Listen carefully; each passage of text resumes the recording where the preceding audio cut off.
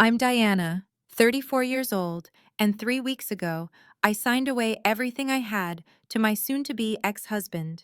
The five-bedroom house, both cars, the real estate company, all of it. My lawyer begged me not to do it. My mother-in-law smirked from the gallery seats. Brittany, my husband's 27-year-old mistress, actually took a selfie right there in the courtroom. And Vincent, the man I once thought I'd spend my life with, smiled like he'd just won the lottery. But that smile disappeared exactly 47 seconds later, when his lawyer finished reading the final clause in our agreement. Before I tell you what happened, if you find this story worth hearing, please take a moment to like and subscribe, but only if you genuinely want to. And if you're watching right now, drop a comment letting me know where you're from and what time it is there. Now, let me take you back 3 years, to the night I accidentally opened the wrong drawer in Vincent's office. 8 years of marriage, that's how long I spent building a life with Vincent Saunders. From the outside, we had everything. A sprawling colonial house in the suburbs of Houston with 5 bedrooms we didn't need. A Porsche Cayenne in the garage for him, a 12-year-old Honda Accord for me. Dinner parties where Vincent held court while I refilled wine glasses. The perfect American dream, if you squinted hard enough and didn't ask too many questions. Vincent controlled everything about our finances. "I'll handle the money, you handle the house," he told me on our honeymoon. And I, young, in love, desperate to avoid the kind of fights that destroyed my parents' marriage, agreed. Before Tyler was born, I was a senior accountant at a mid-sized firm downtown. I was good at it. Numbers made sense to me in a way people sometimes didn't. But when I got pregnant, Vincent sat me down with that reasonable tone he used when he'd already made a decision. "The baby needs his mother at home. I make enough for both of us." So I quit. Traded spreadsheets for sippy cups, client meetings for playdates. And when Tyler started kindergarten and I picked up part-time remote accounting work to keep my skills sharp, Vincent barely noticed. To him, I was furniture. Useful, present, and utterly unremarkable. He'd check his Rolex Submariner, a gift to himself for closing some deal, and announce he had investor meetings that would run late. His home office stayed locked. The credit card statements went to his email. I had a supplementary card with a modest limit. Everything else was his domain. What I didn't know then, but would soon discover, was that his Rolex was bought on credit and his empire was built on sand. Tyler changed everything for me. My son came into the world 6 years ago with his father's dark hair and my stubborn chin, and from the moment the nurse placed him in my arms, I understood a kind of love I'd never known existed. Fierce, unconditional, the kind that makes you lie awake at night wondering if you're doing enough, being enough. Vincent saw Tyler differently. Our son was a legacy, not a relationship. Something to mention at business dinners. "My boy's already showing an interest in real estate, can you believe it?" But never something to nurture. Vincent missed Tyler's first steps because of a conference call, missed his first word because he was traveling, missed every single school play, every parent-teacher conference, every bedtime story. I remember one evening, about a year ago, Tyler had been waiting by the window for 2 hours, his favorite picture book clutched against his chest. "Mommy, when is Daddy coming home? He said he'd read to me tonight." I texted Vincent. No response. Called. Voicemail. Tyler fell asleep on the couch, still holding that book. When Vincent finally walked in at 11, smelling faintly of cologne that wasn't his usual, I asked if he'd forgotten his promise. He barely looked up from his phone. "I'm building a future for this family, Diana. Tyler will understand when he's older." But I saw my son's face the next morning when he realized Daddy had come and gone without even saying goodnight. That was the night I realized something had been wrong for longer than I wanted to admit. Vincent hadn't hugged Tyler in 3 months, hadn't asked about school, about friends, about anything. Our son wasn't a priority. He was an afterthought. The night I found out the truth, I wasn't even looking for it. 3 years ago, Tyler had a school field trip coming up, and I needed his passport for some reason I can't even remember now. Vincent usually kept our documents in his office, But that night he'd left for one of his late meetings and forgotten to lock the door. I found the passport easily enough. Top drawer, right where he said it would be. But as I pulled it out, my hand brushed against a folder I'd never seen before. The return address on the top envelope made me pause. First National Bank. Final notice, stamped in red. My accountant's brain kicked in before my wife's heart could stop me. I opened it. 90 days past due. $340,000 outstanding on a commercial property loan. I opened another envelope. Wells Fargo. Delinquent account. Immediate action required. Then Chase. Then a letter from a collection agency I'd never heard of. By the time I finished going through that drawer, my hands were shaking. Not from fear, from the sheer impossibility of what I was seeing. Vincent's empire was hemorrhaging money. The properties he bragged about at parties were underwater. The company that was supposed to be our retirement was drowning in debt. Over $2 million. And he'd never said a word. I sat there in his leather chair for a long time, the papers spread around me like evidence at a crime scene. Then I did something that surprised even myself. I took out my phone, photographed every single document, time-stamped, dated, crystal clear. Then I put everything back exactly as I'd found it, turned off the light, and walked out. I didn't sleep that night, but I wasn't scared anymore. I was calculating. The next morning, I made a phone call to someone I trusted more than anyone, my college roommate Rachel Morrison. Rachel worked at a regional bank. We'd stayed close over the years, the kind of friendship that picked up right where it left off, no matter how long between conversations. She was also the only person who'd ever looked at Vincent and said, "I don't know, Di. Something about him feels off." I should have listened to her then. I was listening now. "I need to run a credit check," I told her, "on myself. And I need to understand what debts might be attached to my name as a spouse." Rachel didn't ask why. She just said, "Come to my office tomorrow. Bring your ID." What I learned over the following weeks confirmed my worst fears and revealed something unexpected. Most of the debt was in Vincent's name alone, or tied to his company. But he'd taken out 2 loans using both our names without my knowledge, forged my signature, or used an electronic version I'd never authorized. "This is fraud," Rachel said quietly, showing me the paperwork. "You could report him." "Not yet."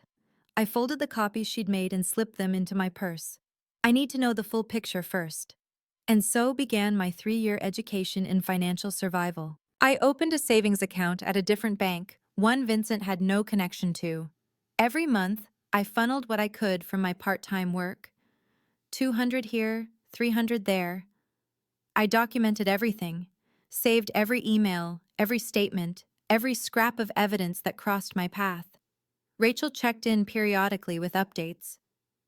"The debt's growing, Diana, not shrinking." I wasn't surprised, but I was ready. Vincent had no idea his wife was watching and waiting. A year ago, Vincent started coming home smelling like someone else. It wasn't obvious at first. A hint of perfume that wasn't mine, a text notification he'd silenced too quickly, business trips that seemed to multiply overnight. But I'd spent 3 years training myself to notice everything, and Vincent had grown careless with a wife he considered beneath his attention. The late nights became later. The investor dinners more frequent. He upgraded his wardrobe, $3,000 Tom Ford suits charged to credit cards that were already maxed, while I still wore dresses from 5 years ago. "You should put more effort into your appearance," he told me one evening, adjusting his new silk tie in the hallway mirror. "Brittany, she's a new business associate. She always looks put together. Professional women understand the importance of presentation." Brittany. The name he said too casually, too often. I didn't confront him. What would be the point? I already knew our marriage was a facade. I just needed to know how long I had before the facade crumbled completely. One night, Vincent left his phone on the kitchen counter while he showered. The screen lit up. "Can't wait to see you tomorrow. Wear the blue tie I like. XOB." I didn't touch the phone. Didn't need to. The preview told me everything. That same week, I noticed him deleting his browsing history, changing passwords, making calls from the garage where he thought I couldn't hear. But here's what Vincent never understood about me. I wasn't plotting revenge. I wasn't consumed by jealousy or heartbreak. I'd made my peace with who he was long ago. I was simply gathering information, building my case, waiting for the moment when he would finally show his hand. That moment came sooner than I expected. The first time I met Brittany Lawson, she was wearing a knockoff Birkin bag and Vincent's arm around her waist. It was his mother's birthday dinner, a monthly ritual at Evelyn Saunders's pristine colonial in River Oaks, the kind of house where the silverware matched and the help knew to be invisible. I'd been attending these dinners for 8 years, always feeling like a guest who'd overstayed her welcome. That night, Vincent walked in with Brittany like she belonged there. "Everyone, this is Brittany. She's been consulting on some new investment opportunities for the company." She was 27, all blonde highlights and practiced smiles. Her dress was designer, or designed to look designer. I'd spent enough years auditing luxury goods to spot the tells. The stitching on her bag was uneven, the hardware slightly off color, but no one else noticed. They were too busy fawning. "Vincent finally found someone with ambition," Evelyn announced, squeezing Brittany's hands like she was welcoming a long-lost daughter. Then she glanced at me with that thin smile I'd grown accustomed to. "Diana, be a dear and help Maria bring out the appetizers." I spent that dinner in the kitchen and the margins, watching my husband parade his mistress in front of his family, while they pretended not to see what was obvious. Tyler sat beside me, confused. "Mommy, who is that lady? Why is she sitting in your chair?" "She's nobody important, sweetheart." Brittany laughed at something Vincent said, her hand lingering on his sleeve. I watched Evelyn beam with approval, and I thought, the bag isn't the only fake thing at this table. But Brittany wasn't my enemy. She was a symptom. The real threat was the man she didn't know was already bankrupt, in more ways than one. 6 months before the final hearing, Vincent sat me down at our dining table and delivered the news like he was announcing a quarterly earnings report. "I want a divorce." No preamble, no apology. Just 5 words dropped between us like a contract termination. I'd known this was coming. Had prepared for it, planned for it, almost welcomed it. But hearing him say it still felt like a door slamming shut on a decade of my life. "I see," I said. "What are you proposing?" Vincent leaned back, his expression the same one he used when negotiating with people he considered beneath him. "I want the house, the cars, the company, everything we built. I'll be keeping it." "And what about me?" He shrugged. "You can keep Tyler. I'm not interested in custody battles. The kid would slow me down." The kid. Our son. 6 years old, innocent, adoring. And his father couldn't even be bothered to use his name. "You're sure?" I kept my voice steady. "You want everything? All the assets?" "All of them. Every property, every account, every share." Vincent smiled, clearly pleased with his own generosity. "I'm being reasonable here, Diana. Most men in my position would fight you for the child too, just to avoid support payments. I'm letting you walk away with something." Something? My son. Like Tyler was a consolation prize. I looked at my husband, really looked at him, and saw exactly what he saw when he looked at me. Nothing worth fighting for. "All right," I said quietly.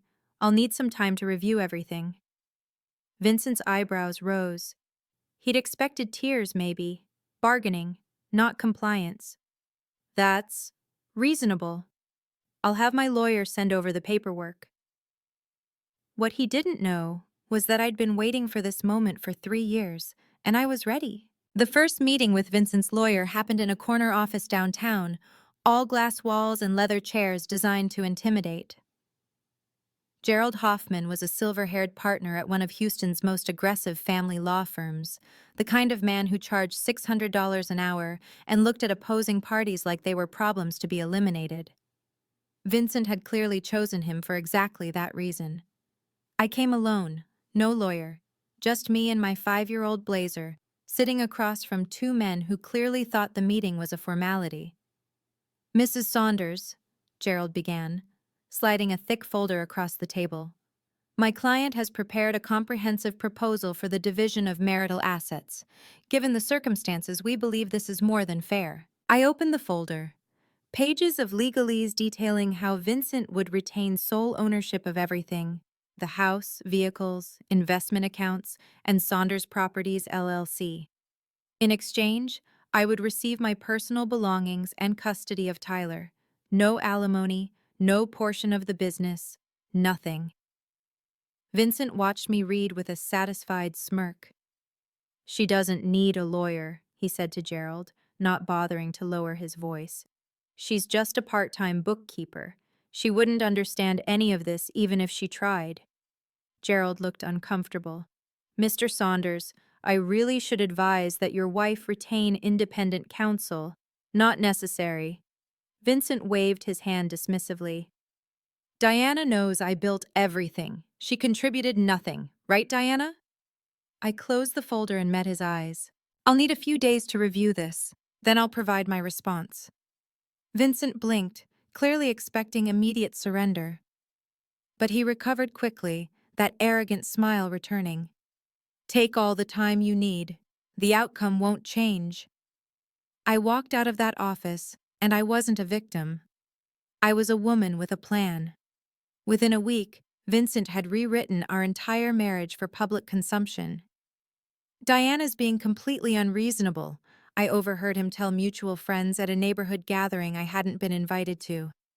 "I'm offering her a clean break, and she's trying to drag this out, probably hoping to take half my company when she never worked a day for it." The Whisper network moved fast. People I'd known for years suddenly stopped returning calls. A mom from Tyler's school gave me a sympathetic look and said, "I heard about everything.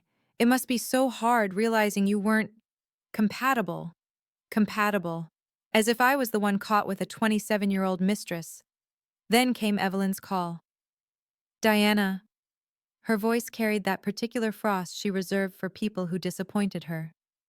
"I understand you're making this difficult for Vincent. May I remind you that my son built that company from nothing? You were lucky to live in that house, drive those cars, wear the lifestyle he provided. Don't embarrass yourself by pretending you deserve more." "I haven't asked for anything, Evelyn." "Good. Keep it that way. And don't drag this through the courts. It would be humiliating for everyone, especially Tyler." She hung up before I could respond. That same night, I discovered something while reviewing the property records I'd been quietly collecting. Vincent had mortgaged our family home, the house we lived in, without my consent or signature. A second mortgage, taken out 18 months ago. Under Texas law, he needed my approval for that. He didn't have it. I photographed the document, added it to my file, and felt something settle in my chest. Let them think I was weak. Let them think I was beaten. The people who underestimate you always leave the biggest blind spots. Rachel was the one who found Margaret Collins. "She's handled some of the ugliest divorces in Houston," Rachel told me over coffee at a cafe far from our usual spots. "And she wins, not because she's ruthless, because she's thorough." Margaret's office was nothing like Gerald Hoffman's glass tower. It occupied the second floor of a restored Victorian near Montrose, all warm wood and framed credentials. She was in her early 50s, with silver-streaked hair and eyes that assessed me the moment I walked through her door. "Sit down, Mrs. Saunders. Tell me everything." So I did. 3 years of documentation. The debt, the forged signatures, the affair, Vincent's demands, the social pressure.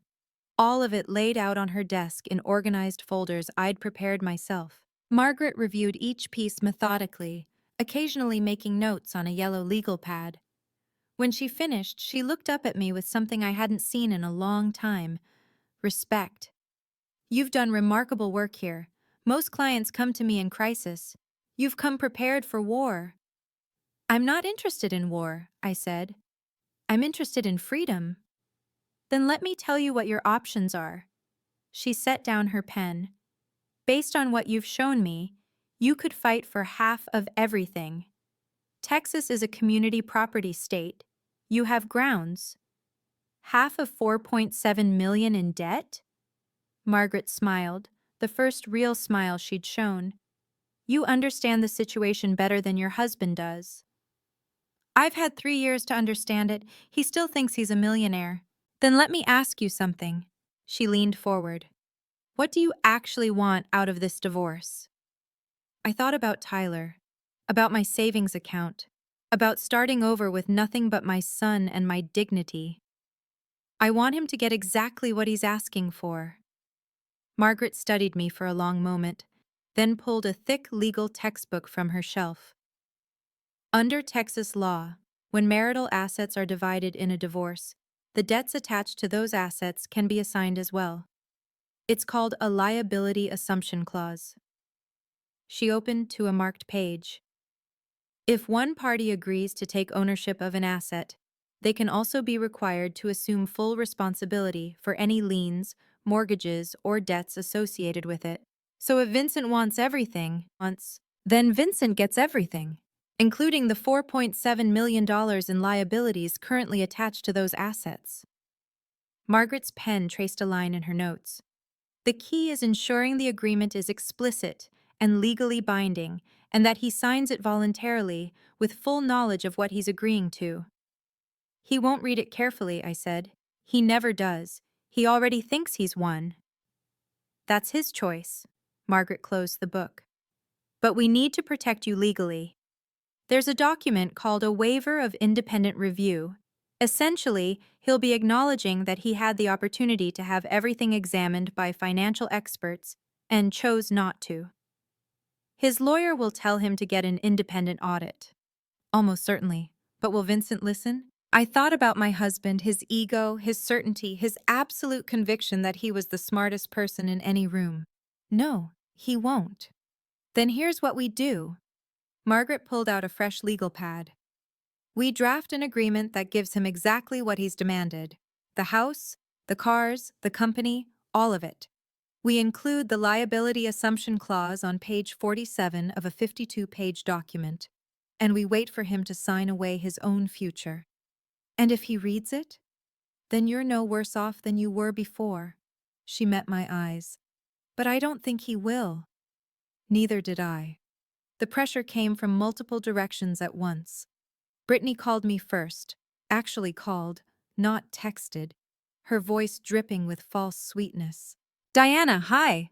I know this is awkward, but I just wanted to reach out woman to woman. She paused for effect. Vincent and I are looking at some properties together, and the financing is getting complicated because of the divorce timeline. If you could just speed things along, it would make everything so much easier. Speed things along, I repeated. You know how it is. We want to start our new chapter, and you're probably ready to move on too, right? It's better for everyone if we can just wrap this up quickly. I let the silence stretch just long enough to make her uncomfortable. I'll take that under consideration, Brittany. Then Vincent weighed in via email, always documenting himself, never aware of how those words might look later. Diana, my patience is running thin. If you don't sign within 2 weeks, I'll file a motion claiming deliberate delay. Gerald says I have grounds. Don't make this ugly. The threats continued. His lawyer sent formal letters. His mother left voicemails. Even acquaintances started reaching out with helpful advice about accepting reality. But buried in Brittany's phone call was something she probably shouldn't have mentioned. The financing is getting complicated, which meant Vincent needed assets on paper to secure new loans. He was planning to leverage the very properties that were already drowning in debt, probably to fund his new life with Brittany. He wasn't just greedy, he was desperate. I showed the email to Margaret. He's signing a waiver with this kind of documented pressure? She almost laughed. Diana, your husband is building our case for us. I just smiled. Let him keep pushing.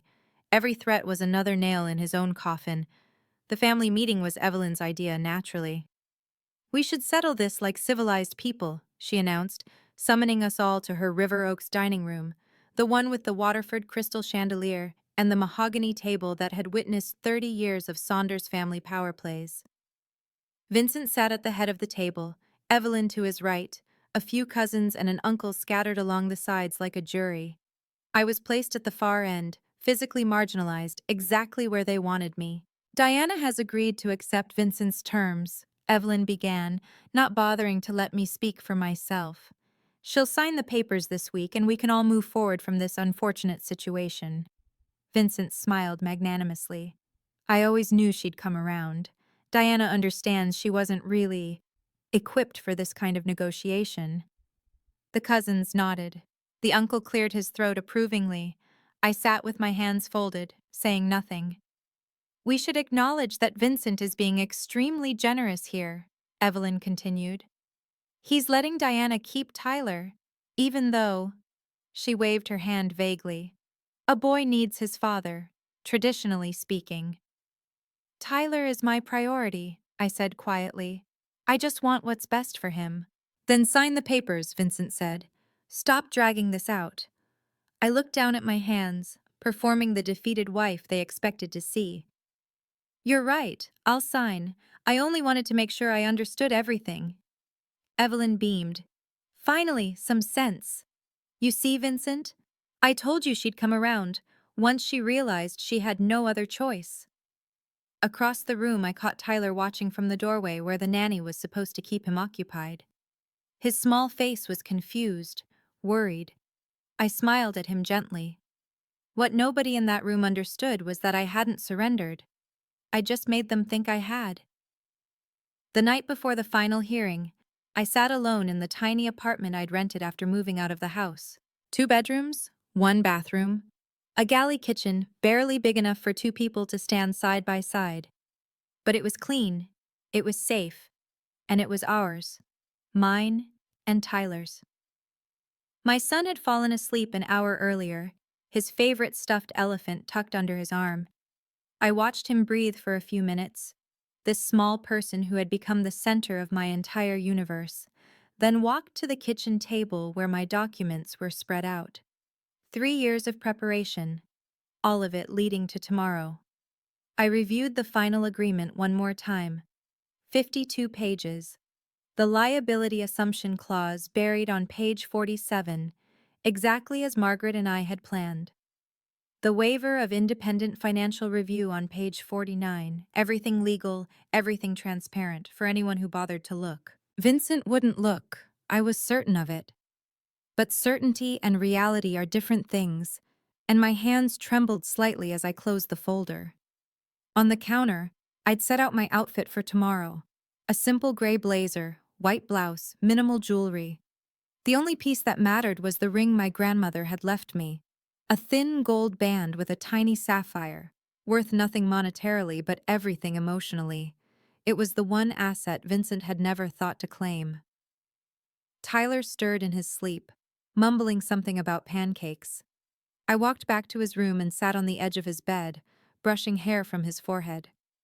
Whatever happens tomorrow, I whispered, we're going to be okay. The words were meant for him, but maybe I needed to hear them too. I didn't sleep much that night, but I wasn't afraid anymore. I want to pause here for a moment, if you don't mind. Before I tell you what happened in that courtroom, I need to say something to anyone listening who might recognize pieces of their own story in mine. If you're in a relationship where you feel controlled, where someone else manages every dollar, makes every decision, treats you like you're invisible or incapable, I want you to know that you're not alone, and you're not crazy for feeling trapped. For 3 years, I stayed silent. Not because I accepted what was happening, but because I was building something in that silence. A plan, a safety net, a way out that no one could take from me. I'm not telling you my path is the right one for everyone. Every situation is different, but if there's one thing I've learned, it's this. Silence isn't always weakness. Sometimes it's strategy. And knowing your own worth doesn't require anyone else to see it. If this story means something to you, share it with someone who might need to hear it. A friend, a sister, a coworker who's going through something similar. Sometimes the most powerful thing we can do is remind each other that there are options, even when it feels like there aren't. Hit that like button if you want to help more people find this video. And if you're still here, still listening, comment and tell me, have you ever been underestimated? How did you prove them wrong? I'll be reading every single response. Now, back to the morning of the hearing. I dropped Tyler off at Rachel's house, kissed him goodbye, and drove to the courthouse in my old Honda Accord. The Porsche was already in the parking lot when I arrived. Vincent had gotten there early, eager to claim his prize. He had no idea what was waiting for him. The morning of January 3rd was unseasonably warm for Houston. 68 degrees, bright sun cutting through wispy clouds. I stood outside the family courthouse, watching my breath not fog in the air, feeling strangely calm. 3 years of waiting, and it had come down to this. One hearing, one signature, one moment that would determine the rest of my life. My phone buzzed. Margaret, in the building, room 4B, ready when you are. I texted back a simple coming and walked through the glass doors. Inside, the courthouse hummed with the mundane business of endings. Couples signing custody agreements, lawyers shuffling papers, clerks stamping documents that would reshape families forever. Just another Tuesday for everyone except the people whose worlds were changing. I found room 4B at the end of a long hallway. Through the narrow window in the door, I could see Vincent already seated at the respondent's table. Gerald Hoffman beside him, both men reviewing papers with the relaxed posture of people who believed they'd already won. Margaret was waiting for me outside. "How are you feeling?" "Ready." The word came out steady. "Is everything in order? Every document filed, every clause triple-checked." She touched my arm briefly, unusual for her, but somehow exactly what I needed. "Whatever happens in there, Diana, you should know. Win or lose, you've already proven you're not who they think you are." "I'm not trying to prove anything." I met her eyes. "I'm just trying to be free." She nodded once, then opened the door. Vincent looked up as I entered. He smiled, that confident, condescending smile I'd seen 1,000 times. "Diana, glad you could make it." I took my seat beside Margaret without responding. Let him smile. It wouldn't last long. The courtroom was smaller than I'd imagined, more intimate. Wood-paneled walls, fluorescent lighting that hummed faintly overhead, rows of gallery seating that were mostly empty. Mostly. Brittany had claimed a spot in the front row, wearing a red designer dress that probably cost more than my first car. She was texting when I walked in, but looked up long enough to give me a smile that was almost pitying. Beside her sat Evelyn Saunders, immaculate in Chanel, her posture radiating the quiet certainty of a woman who had never been denied anything in her life. They'd come to witness Vincent's triumph, a front-row seat to my humiliation. I settled into my chair and watched my husband from across the aisle. He'd worn his best navy suit, a gold tie clip catching the light. The Rolex gleamed on his wrist. To anyone who didn't know better, he looked like a man in complete control. Gerald Hoffman leaned over to whisper something and I caught fragments. "Routine. Just need her signature. Home by lunch." Vincent nodded, barely listening. That was when I noticed something interesting. Gerald's face. There was tension around his eyes, a tightness in his jaw that didn't match his confident words. He kept glancing at the thick document folder between them, then at Vincent, who hadn't touched it. "Judge Harriet Dawson presiding," the clerk announced. A woman in her 60s entered from chambers, gray hair pinned back severely, reading glasses perched on her nose. "We're here for the matter of Saunders vs. Saunders, final dissolution hearing." She looked up. "Counselors, are both parties prepared to proceed?" "We are, Your Honor," Gerald said. "We are," Margaret confirmed. Judge Dawson nodded. "Then let's begin. I understand we have a settlement agreement to review." Vincent straightened in his seat, practically glowing with anticipation. Showtime. The agreement was read into the record with the same clinical detachment as a medical diagnosis. Mrs. Saunders agrees to relinquish all claims to the marital residence located at 4521 Willow Creek Drive, the clerk read, as well as all motor vehicles registered to the marriage, including one 2023 Porsche Cayenne and one 2012 Honda Accord. The list went on. Properties, investment accounts, Saunders Properties LLC and all its holdings. Every asset Vincent had demanded, formally transferred to his sole ownership. Brittany squeezed Evelyn's arm, beaming. Judge Dawson looked over her glasses at me. Mrs. Saunders, you understand that by signing this agreement, you are relinquishing your community property rights to these assets? I understand, Your Honor. And you've had adequate time to review this agreement with your counsel? I have. Any questions before we proceed with signatures? No, Your Honor. Gerald Hoffman cleared his throat. Your Honor, I'd like it noted that my client was advised to obtain independent financial review of the marital assets and debts, but has elected to waive that review. Mr. Saunders? Judge Dawson turned to Vincent. Is that accurate? You're waiving your right to have the financials independently verified before signing? Vincent didn't hesitate. I built this company, Your Honor. I know exactly what it's worth. I don't need some accountant telling me what I already know. Then please sign the waiver on page 49.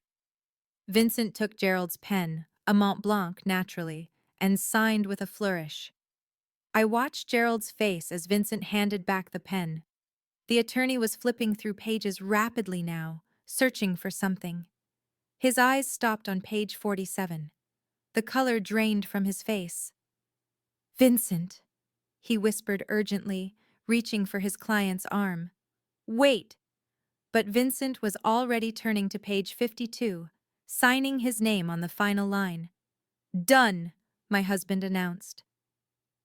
The moment Vincent's pen lifted from the paper, Gerald Hoffman's face went white. I watched it happen in real time, the realization spreading across his features like ice forming on a windshield. His mouth opened slightly, his hand gripped the edge of the table. Vincent, his voice was barely above a whisper. Vincent, we need to stop. What? My husband laughed, sliding the signed document toward the clerk. It's done. She signed, I signed. Let's wrap this up. You don't understand.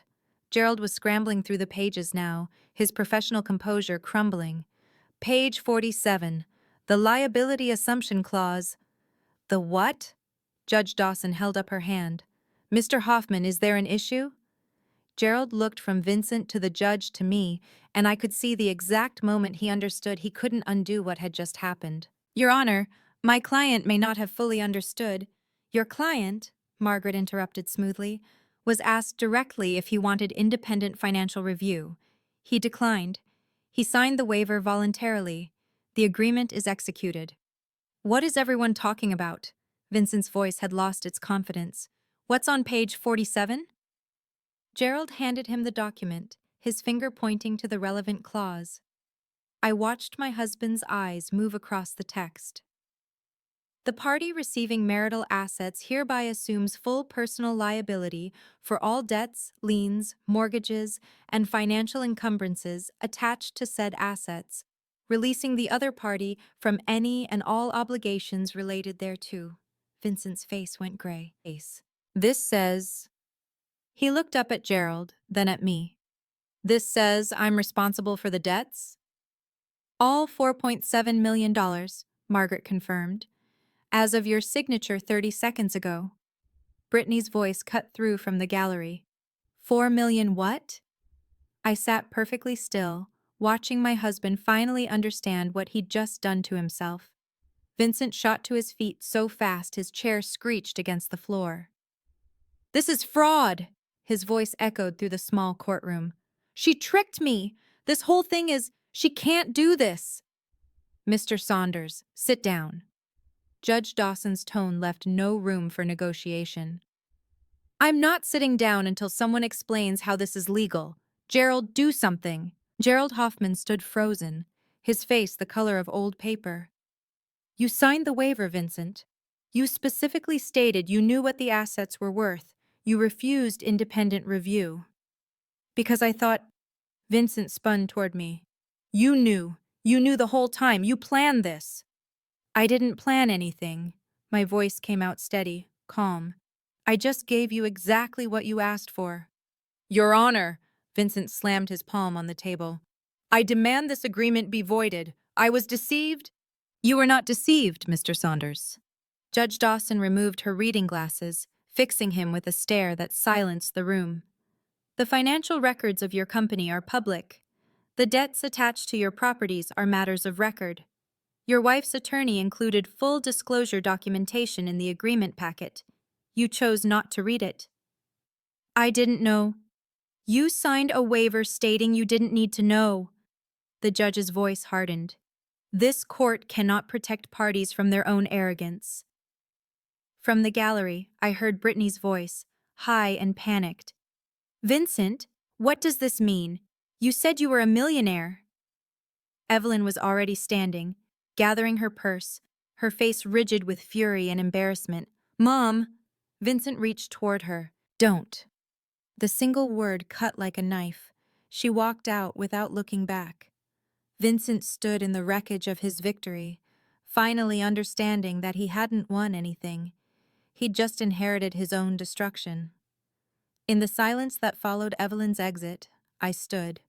Vincent turned to me, his face contorted with rage and desperation, emotions I'd never seen him show so openly.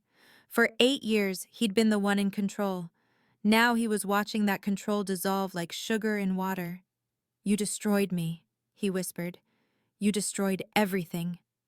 I walked to the center of the courtroom, close enough that he could hear me clearly, but far enough to maintain the distance I'd been building for 3 years.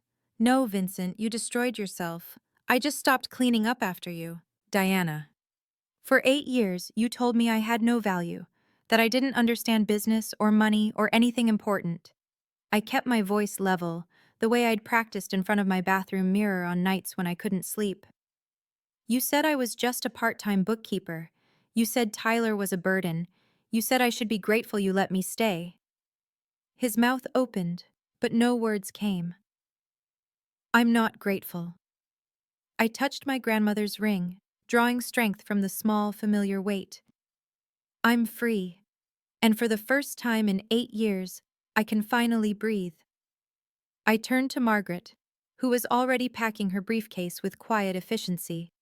Then I looked back at Vincent one final time. I don't hate you. I'm not even angry anymore. I just refuse to let you define who I am for one more second. Diana, wait. We can fix this. We can… No. The word was final, complete. There's nothing left to fix. I walked out of the courtroom, my footsteps steady on the tile floor. Behind me, I heard Vincent calling my name, heard Gerald trying to calm him down, heard Brittany demanding explanations. But I didn't look back. I was already gone. I was halfway down the courthouse hallway when the shouting started. Through the glass doors of room 4B, I could see Brittany standing in Vincent's path, her face flushed, her carefully applied makeup starting to run. $4.7 million. Her voice carried clearly into the corridor.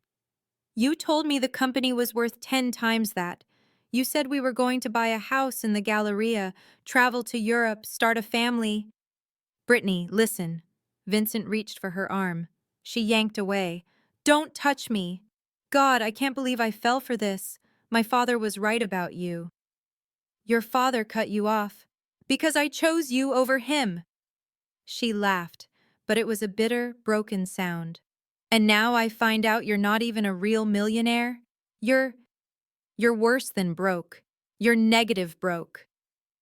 Margaret appeared beside me, watching the scene unfold with professional detachment. I've seen a lot of divorces, Diana. This might be the most complete implosion I've witnessed in real time. I didn't plan for this part. I meant it. Watching Vincent's mistress abandon him felt less satisfying than I'd expected. Just exhausting, like watching the final act of a play that had gone on too long.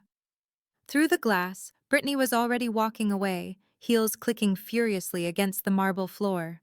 She pulled out her phone as she passed us, not even glancing in my direction. Daddy? It's me. I made a huge mistake. Can I come home? Vincent appeared in the doorway, looking like a man who'd just watched his entire world collapse, which I suppose he had. Our eyes met across the hallway. I felt nothing but relief. "Goodbye, Vincent," I said quietly. Then I walked toward the exit, toward my son, toward whatever came next. Freedom had never felt so simple. 3 months after the hearing, Vincent's empire finished crumbling. I heard about it through Rachel, who still had connections at various banks in the city. The details arrived in fragments over coffee, like dispatches from a distant war. The house sold first, $580,000, which wasn't enough to cover the mortgage and second lien. Vincent walked away still owing $320,000 on a property he'd lost. The Porsche was repossessed by the financing company 2 weeks later. The repo man came at 3 in the morning, according to a neighbor who witnessed it. Vincent apparently stood in his driveway in his bathrobe, screaming about lawsuits and wrongful seizure until someone threatened to call the police. Saunders Properties LLC filed for Chapter 7, bankruptcy, in March. The commercial properties Vincent had been so proud of went to auction, where they sold for a fraction of their original purchase prices. The remaining debt, nearly $3 million, stayed with him. He had to move out of the house before the sale closed, Rachel told me. Found a studio apartment in a complex off 290. No doorman, no pool, no anything, really. I nodded, processing the information without satisfaction. And his job? Some small brokerage firm hired him, commission only. Rachel shook her head. From CEO to entry-level sales in 90 days. That's got to be some kind of record. I thought about the man I'd married. His confidence, his ambition, his absolute certainty that he was destined for greatness. I thought about all the times he'd told me I didn't understand business, didn't understand money, didn't understand anything. He did this to himself, I said finally.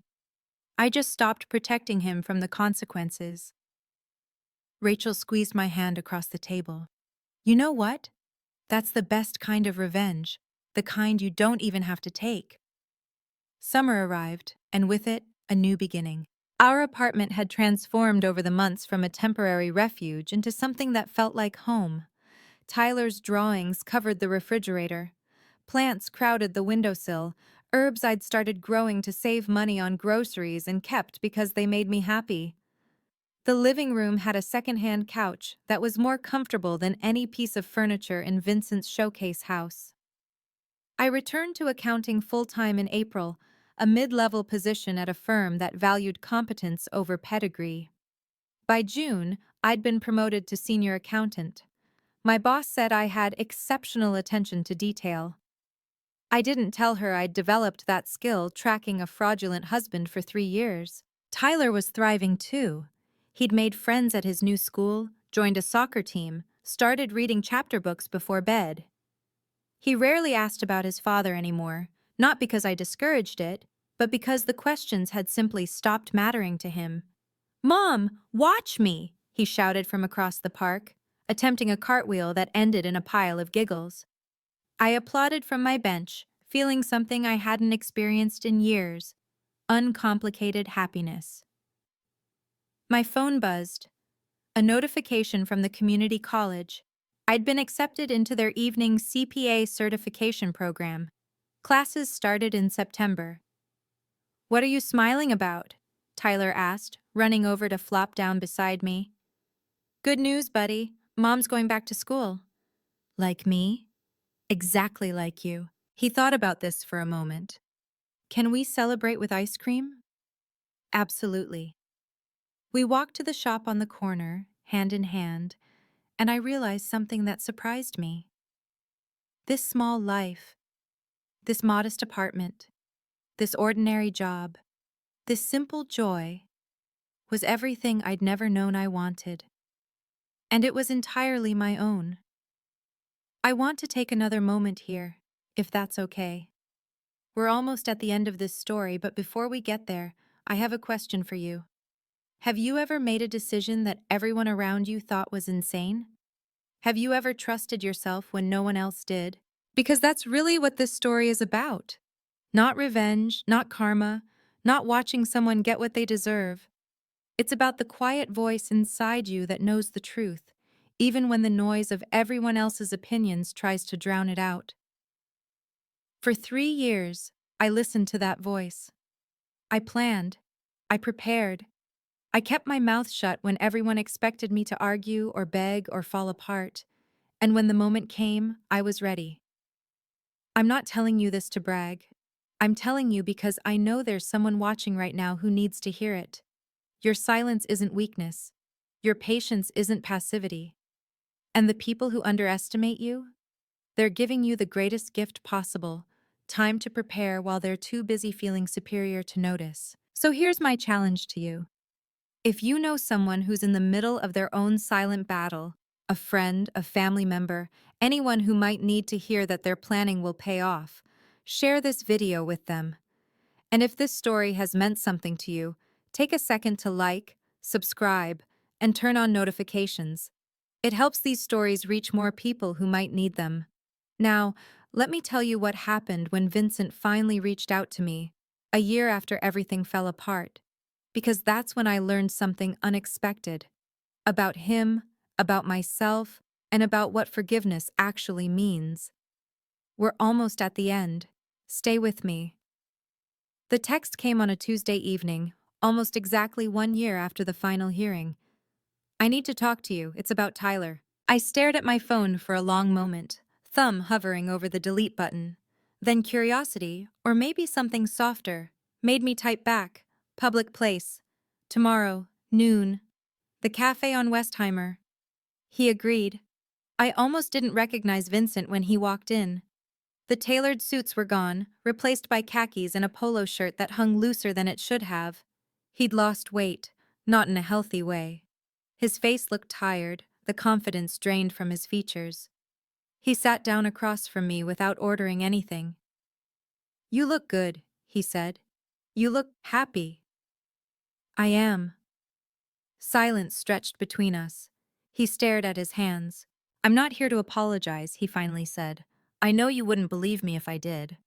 I'm here because—" He took a breath. "I've been in therapy for 6 months. And my therapist says I need to take accountability for what I did. To you. To Tyler." I waited. "I was a terrible husband. And a worse father."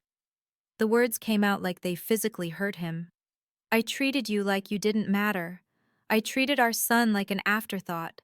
I was so obsessed with my own image that I couldn't see what I was destroying." "Why are you telling me this?" "Because I want to see Tyler." He met my eyes for the first time. "Not to get back at you or prove anything. I want to try to be his father. A real father. If you'll let me." I studied the man I'd once loved, searching for the arrogance I'd learned to navigate. I didn't find it. "I'll consider it," I said. "On conditions." That night, after Tyler was asleep, I sat on my balcony with a cup of tea and watched the city lights flicker in the distance. I thought about the woman I'd been 3 years ago, scared, uncertain, convinced that silence was her only option. I thought about the woman I was now, still quiet, but no longer afraid, still careful, but no longer trapped. Vincent wanted back into Tyler's life. 6 months ago, I would have said no without hesitation. But something in his eyes today had been different. Something broken that was trying to rebuild itself. I couldn't heal him. That wasn't my job anymore. But Tyler deserved to know his father, or at least the father Vincent was trying to become. So I set my conditions. Monthly therapy sessions, verified by his counselor, steady employment for 6 months minimum. Supervised visits first, progressing only if Tyler felt comfortable. And one absolute rule: he would never, ever speak about me negatively in front of our son. Vincent agreed to everything. I didn't know if he'd follow through. People promise change all the time and deliver nothing. But I'd learned something important over the past 3 years. Boundaries aren't about controlling other people's behavior. They're about protecting your own peace. I pulled out my journal, something my own therapist had suggested I start, and wrote a few lines. Boundaries aren't walls. They're doors. You choose who walks through them. I chose to give Vincent a door. Whether he walks through it as a better man is up to him. Either way, Tyler and I will be okay. The tea had gone cold, but I didn't mind. I sat there a while longer, watching stars emerge through Houston's light pollution, and let myself feel something I'd almost forgotten was possible. Hope. September arrived with the smell of fresh notebooks and new beginnings. Tyler started first grade the same week I started my CPA certification classes. We developed a routine, homework together at the kitchen table, him practicing his letters while I studied tax law. Sometimes we'd quiz each other. He usually won. "What's 4 plus 6?" I'd ask. 10. "What's the difference between assets and liabilities?" I'd laugh. "Where did you learn that word?" "From you. You say it in your sleep sometimes." Work was going well. My boss had mentioned the possibility of partnership track if I continued performing at my current level and finished my certification. For the first time in my adult life, I was building something that belonged entirely to me. Rachel came by one evening with a bottle of wine. The good kind, not the sale rack kind we used to split in college. "I have news," she announced, settling onto my second-hand couch. "Your ex-husband paid off one of his smaller debts last month. First voluntary payment he's made since the bankruptcy." I took a sip of my wine. "That's good. For him." "Aren't you curious about the details?" "Not particularly." Rachel studied me for a moment, then smiled. "You really are over it, aren't you?" I was over it the day I walked out of that courtroom. I looked around my modest apartment, the plants, the drawings, the evidence of a life built from scratch. I just didn't know what came next. Now I do. The next morning, Tyler and I walked to school together, his hand warm in mine. "Mom?" he asked as we reached the gates. "Are you happy?" I knelt down to his level, adjusting his backpack straps. "Yes, baby, I really am." He smiled, that beautiful, uncomplicated smile that made everything worthwhile, and ran toward his classroom. I stood watching until he disappeared inside. Then I walked toward my future. Before I end this story, I want to share something my therapist helped me understand about Vincent, about myself, and maybe about someone you know. Vincent wasn't born cruel. He was raised to believe that being a man meant being in control of money, of decisions, of everything and everyone around him. His father was the same way, and his father before that. When his business started failing, he couldn't admit it, not to me, not to his family, not even to himself. Because in his mind, admitting failure meant admitting he wasn't a real man. So he doubled down, took on more debt, projected more confidence, and when the pressure became unbearable, he found someone new, someone who didn't know the truth, who could reflect back the successful image he so desperately needed to see. Understanding this doesn't excuse what he did, it just explains it. And honestly, it helped me stop taking it personally. His cruelty was never really about me. It was about his own fear of being seen as weak. As for me, I had my own patterns to confront. I avoided conflict because I watched my parents' marriage implode in screaming matches and slammed doors. I thought silence meant peace. I didn't realize I was confusing peace with paralysis. What I learned through all of this is that silence can be powerful, but only when it's a choice, not a cage. Planning is valuable, but so is knowing when to act. And your worth doesn't depend on whether the people around you recognize it. If there's a lesson here, it's this. The people who underestimate you are building their own traps. You don't have to do anything but stay ready. So, that's my story. A woman who was told she didn't matter, who spent 3 years proving that she did. Not to anyone else, but to herself. If this meant something to you, hit that like button. Subscribe if you want to hear more stories like this one. And check out the description for related videos. More stories about people who were counted out and ended up on top. Thank you for listening. Thank you for being here until the end. I'm Diana, and I hope wherever you are, whatever you're facing, you know that you're stronger than they think. You just might not have found your moment yet, but you will.